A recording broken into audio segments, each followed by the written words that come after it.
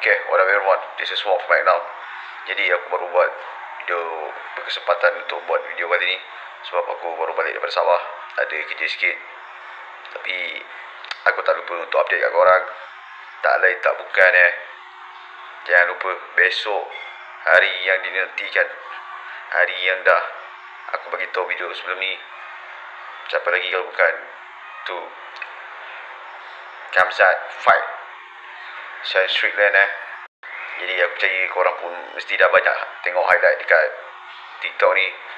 Sekarang pun sedang FYP pasal Jerung 2 ni.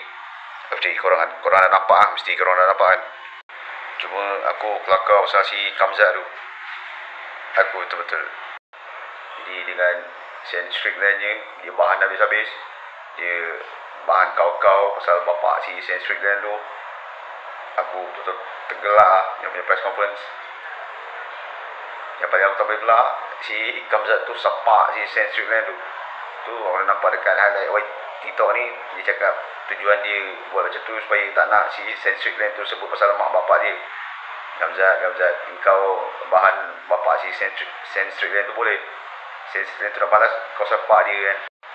Tapi apa pun semua dah okey. Press conference dah selesai, acara timbang berat pun dah selesai.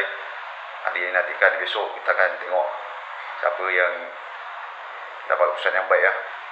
Aku share everybody, of course Kamzat, harap Kamzat menang. Korang rasa macam mana geng? Drop a comment. This is Force right now.